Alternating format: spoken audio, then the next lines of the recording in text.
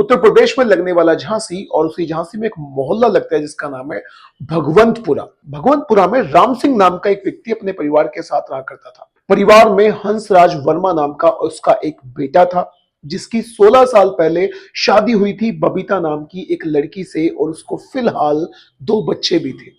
इनकी लाइफ में, पूरे परिवार की लाइफ में सब कुछ बहुत अच्छा चल रहा था, लेकिन केवल और केवल 4 फरवरी 2026 तक, क्योंकि 4 फरवरी 2026 को हंसराज वर्मा अपने घर से यानी झांसी से ग्वालियर में एक बर्थडे सेलिब्रेट करने के लिए जाता है, यानी एक बर्थडे पार्टी में जाता है। बर्थडे पार्टी में जाता तो है, लेकिन वो वहां से वापस नहीं आता।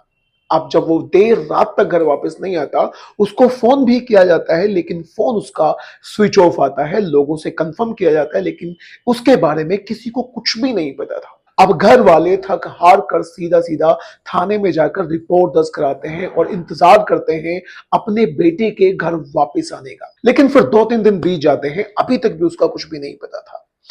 मध्य प्रदेश के दतिया में लगने वाला एक थाना गोरेघाट, उस गोरेघाट थाने से घर वालों के पास फोन आता है और वो उसे बताते हैं कि हमें एक लाश मिली थी और हमने उस लाश को दफना भी दिया है उसका पोस्टमार्टम करने के बाद। अगर हो सके और अगर तुम्हें लगता हो कि तुम्हारे बेटे के साथ ऐसा कुछ भी हो सकता है, तो एक बार उसके कपड़ों को आकर देख लो, उसकी पहचान करने की कोशिश कर लो। बबीता अपने ससुर राम सिंह के साथ सीधा सीधा गोरेघाट थाने में पहुंच जाती है और वहां जाकर अपने हस्बैंड के कपड़ों को पहचानने की कोशिश करती है। वाकई में वो कपड़े उसके हस्बैंड के ही थे, हंसराज वर्मा के ही थे। उन कपड़ों को देखते ही वो चीखना चिल्लाना रोना शुरू कर देती है। लेकिन अब सवाल ये था कि उसकी लाश कैसे हुई, एक व्यक्ति कैसे मरा, और जिस जगह से पुलिस वालों को उसकी लाश मिली, वो लाश उन्हें वहां पर कहां से मिली। अब पुलिस वालों ने सबसे शुरू में बबीता से ही पूछताछ करना शुरू किया। बबीता से पूछा कि तुम्हारा हस्बैंड किसके साथ बर्थडे पार्टी में गया था, और जिस बर्थडे पार्टी में वो गया था वहां पर कौन कौन तुम्हारे हिसाब से ऐसे लोग हो सकते हैं जो उसके क्लोज हो सकते हैं। बबीता ने एक नाम बताया जो था हेमंत आर्या। हेमंत आर्या नाम के उस व्यक्ति के बारे में बबीता ने बताया कि जब वो ग्वालियर में गया था तो वहां पर उससे मिला था, हो सके तो एक बार तुम उससे पूछताछ करने की कोशिश करो। अब पुलिस वाले सीधा सीधा हेमंत आर्या तक पहुंचते हैं, उससे बातचीत करते हैं। जब हेमंत आर्या से पुलिस वाले बातचीत करते हैं तो पुलिस वालों को उसके बातचीत करने के तरीके पे थोड़ा सा शक होता है। अब वो बबीता से भी बातचीत करते हैं, बबीता के तरीके में भी पुलिस वालों को शक होता है। फिर पुलिस वालों ने अपना दिमाग लगाया और पुलिस वालों ने हेमंत आर्या के फोन की कॉल डिटेल्स को खंगालना शुरू कर दिया। तो पता चला कि हेमंत आर्या ने बबीता से बहुत सारी बातें करी थी और रात में उसके फोन की लोकेशन बिल्कुल वहीं पर थी जहां पर हंसराज वर्मा के फोन की लोकेशन थी। अब पुलिस वालों को बहुत ज्यादा अजीब सा लगा और पुलिस वालों ने दोनों से सख्ती से बातचीत करना शुरू कर दिया। उनसे पूछना चाहा कि बताओ असली मामला क्या है। तो दोस्तों फिर एक ऐसी कहानी सामने आती है जिसको जिसने भी सुना उसके रोंगटे खड़े हो गए। असल में हंसराज वर्मा ऑयल का कारोबार करता था, यानी वो तेल को बेचा करता था। उसी तेल को बेचने के सिलसिले में हेमंत आर्या की उससे मुलाकात होती है, दोनों की मुलाकात होती है और अब दोनों ने एक साथ काम करना शुरू कर दिया था। लेकिन यहां पर पैसों का जो लेन देन हुआ करता था हेमंत आर्या के बीच में हुआ करता था और बबीता के बीच में हुआ करता था, जो फोन पे के जरिए हुआ करता था।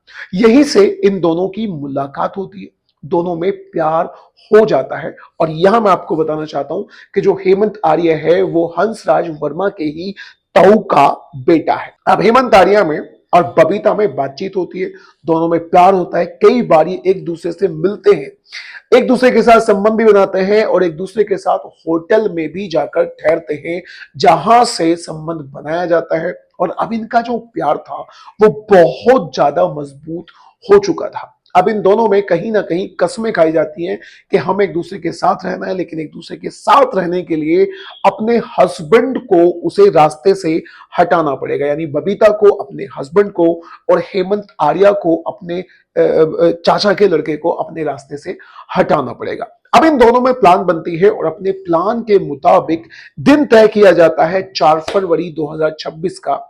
उस दिन बबीता अपने हस्बैंड को ग्वालियर में बर्थडे सेलिब्रेशन करने के लिए यानी बर्थडे पार्टी में भेजती है और हेमंत आर्या को फोन करके बोलती है कि मैं इसे भेज रही हूं लेकिन ये घर वापस नहीं आना चाहिए, इसे खत्म करना, इसको मारना पूरी तरह से तुम्हारी जिम्मेदारी है।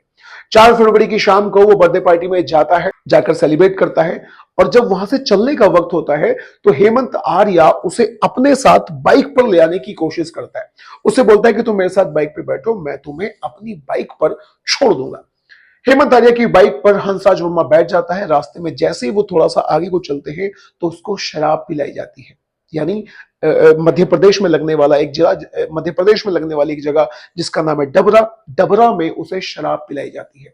शराब इतनी ज्यादा पिलाई जाती है कि वो पूरी तरह से नशे में धुत हो जाता है और थोड़ा सा आगे चलने के बाद जब वो टॉयलेट करने के बहाने बाइक से उतरता है तो पीछे से हेमंत आर्या अपने साथ में एक अपना दोस्त भी रखता है जिसका नाम था अनिल खटीक।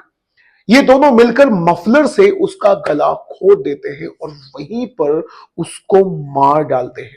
उसे मारने के बाद बबीता को फोन करके इस बात की खबर भी दी जाती है कि हमने तुम्हारे हस्बैंड को तुम्हारे रास्ते से पूरी तरह से हटा दिया है, उसे मार डाला। इस खबर को सुनकर बबीता खुश भी होती है और बिल्कुल इस बात को बोलती है कि तुमने बहुत अच्छा करा, अब हमारी जिंदगी पूरी तरह से एक दूसरे के साथ ही गुजरेगी। हेमंत आर्या ने हंसराज वर्मा को मारने के बाद उसका जो शव था, उसकी डेड बॉडी थी, उसे बाइक पर ही लादा।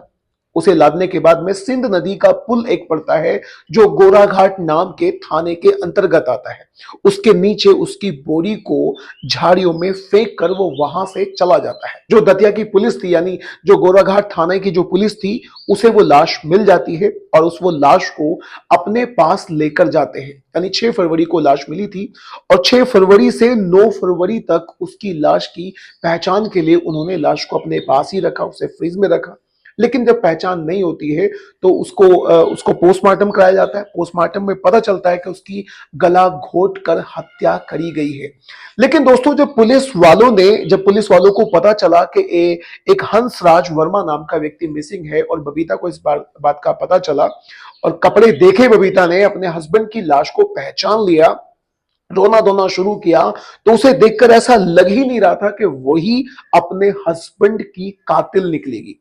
अपने आशिक के साथ मिलकर अपने हस्बैंड को उसी ने मरवाया होगा। उसकी डेड बॉडी पहले ही दफना दी गई थी और जब पुलिस वालों को पता चला कि बबीता नाम की एक औरत के हस्बैंड की डेड बॉडी है तो बबीता के परिवार वालों को, राम सिंह को प्लस बबीता को बुलाया जाता है और उनकी देखरेख में बहुत सारे पुलिस वालों के साथ में उसकी डेड बॉडी को वहां से जो दफनाई गई थी उसे निकाला जाता है जेसीबी की सहायता से और घर वालों को सौंप दिया जाता है अंतिम संस्कार के लिए। यहां पर दोस्तों बबीता ने अपने ही हस्बैंड को अपने हस्बैंड के ताऊ के लड़के के बेटे के हाथों मरवा डाला क्योंकि वो उससे प्यार किया करती थी। अब इस केस में आप क्या कहना चाहते हैं? अपनी राय कमेंट बॉक्स में जरूर जरूर बताइएगा।